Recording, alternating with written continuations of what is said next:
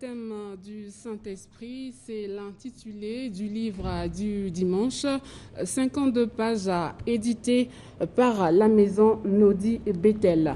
Et l'auteur membre de l'église Vicamblé, c'est le frère Edgar Coloto. Bonjour frère Edgar Coloto. Bonjour monsieur. Et bienvenue sur ce plateau. Merci. Alors, votre ouvrage est une restitution des enseignements d'un séminaire organisé en 2018 par l'apôtre Fulgence Mbengu, visionnaire de l'église à Vicamblé. 3 ans après, vous décidez d'immortaliser ce séminaire, intitulé d'ailleurs à l'époque « Baptême du Saint-Esprit ». Dites-nous pourquoi. Le baptême du Saint-Esprit, nous avions décidé de l'immortaliser parce que ce sont des enseignements venant droit de la parole de Dieu. Nous avions eu la grâce, nous avions reçu ces enseignements, mais pourquoi pas faire à ce que les autres qui n'ont pas eu l'occasion d'en écouter ou des générations à venir, pourquoi pas les laisser l'héritage aussi. Donc voilà pourquoi nous avons décidé de laisser ça par les écrits pour faire parvenir ça au plus loin aussi. D'accord. Dans cet ouvrage, vous évoquez naturellement le Saint-Esprit et ses 9 dons.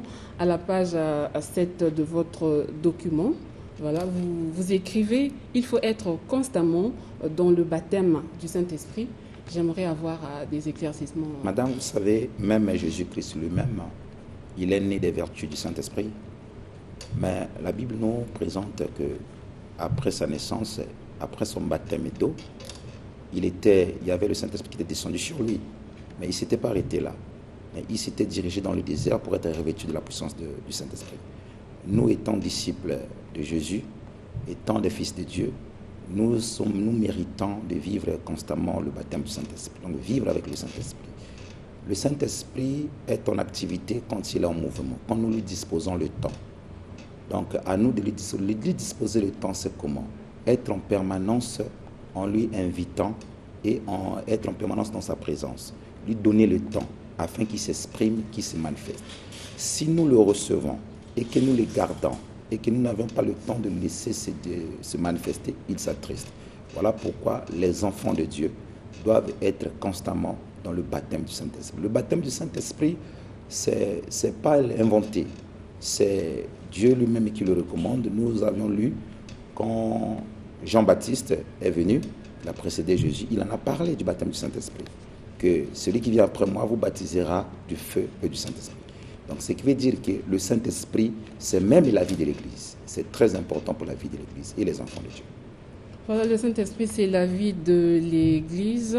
Dans votre document, à la page 12, vous dites ceci: sans les dons, l'Église serait pauvre. Et ceux qui font donc recours à la pratique des bains ou encore des tisanes dans les groupes de prière, au fait, ce ne sont pas des dons. Faire la pratique donc des bains et des tisanes ne fait pas partie des dons. C'est plutôt une compétence naturelle. Alors que, est-ce que cette compétence naturelle dont vous faites allusion ne peut pas être assimilable à un don, puisque nous avons des témoignages, la majorité et la plupart des animateurs de ces groupes de prière appartiennent à une église.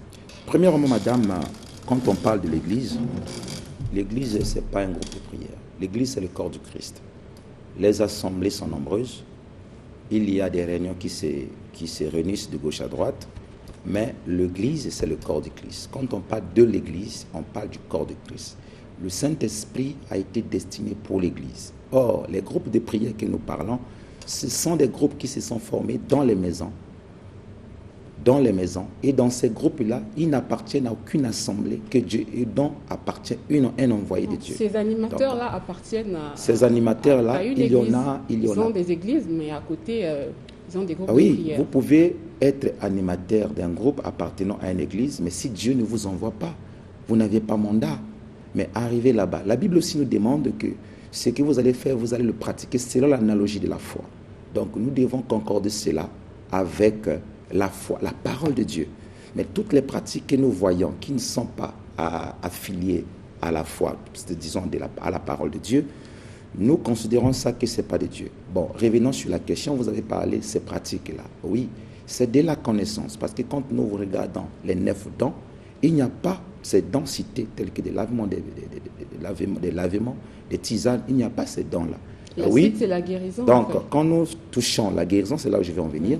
Quand nous touchons le don des guérisons, on parle ça les dons des guérisons.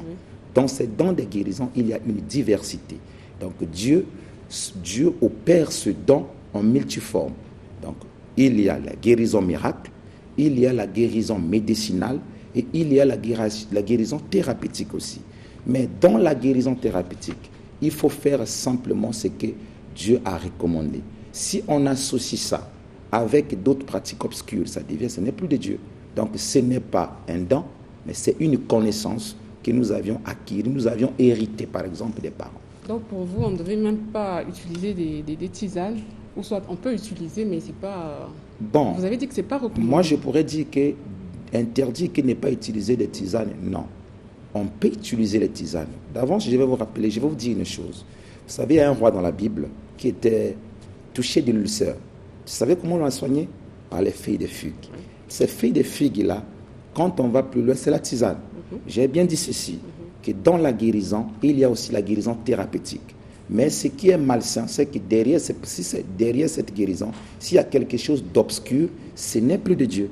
Mais ce n'est pas un don, mais c'est un talent, ce que je peux dire. Ce n'est pas un don. Donc c'est une grâce, une connaissance, soit on a hérité ça des parents, soit on a reçu ça par information. Mais ce n'est pas mauvais d'en pratiquer dans l'Église, mais ce n'est pas tellement permis. Alors, parmi les 9 dons, vous évoquez le don de la foi. En quelques mots, qu'est-ce qu'on peut dire en ce qui concerne le don de la foi? La foi, c'est un don. La foi, c'est un fruit. La foi, c'est une âme. Mais si nous parlons de la foi, c'est, selon Hébreu, la foi, c'est une expérience. C'est une espérance. Des choses qu'on espère, une démonstration des choses qu'on ne voit pas. C'est-à-dire que cette foi-là a 3 dimensions. Nous avions la foi qui est la foi ordinaire. Cette foi-là est permise à tout le monde. Fils de Dieu ou non fils de Dieu, on a le droit de recevoir cette foi parce que ce n'est qu'une croyance. Même le païen a cette foi. Quand Habakkuk dit, le juste vivra par sa foi. Oui, il a raison. Parce que derrière cette foi, il y a une intelligence. Il faut travailler. Il faut être en mouvement. C'est cette foi ordinaire. La seconde dimension, c'est la foi du salut. La foi que nous croyons en Jésus-Christ. C'est-à-dire croire en Seigneur Jésus-Christ pour être sauvé.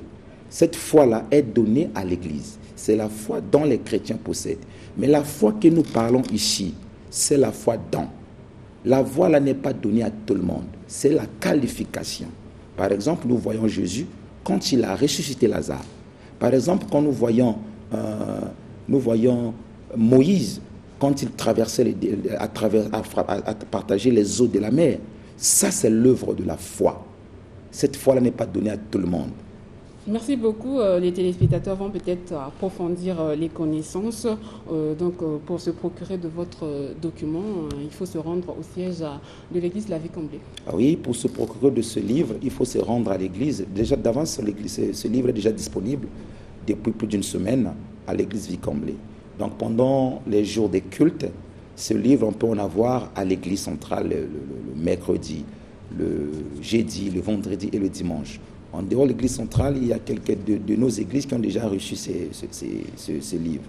En dehors de là, il y a aussi l'adresse pour en procurer en permanence. Il faut passer dans le marché de Talangaï, dans l'une de nos sœurs qui s'appelle Judica Elman, au 41 de la rue du marché. Un contact 06 plutôt, 925 07 11.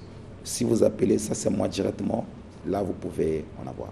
Merci beaucoup, frère Edgar Koloto, d'être passé sur ce plateau et bonne continuation à vous. Nous avons cette information. La paroisse Les Martyrs de l'Ouganda, de l'Archiconfrérie de Brazzaville, dans le premier arrondissement Makelekele, lancera à partir du 8 juin prochain les activités marquant la célébration de sa fête patronale. À cette occasion, une messe d'action de grâce sera dite le dimanche 13 juin dans l'enceinte de la dite paroisse. Parmi les activités relatives à cette célébration, la conférence débat, la journée culturelle et un mini concert et un unique pèlerinage, j'allais dire.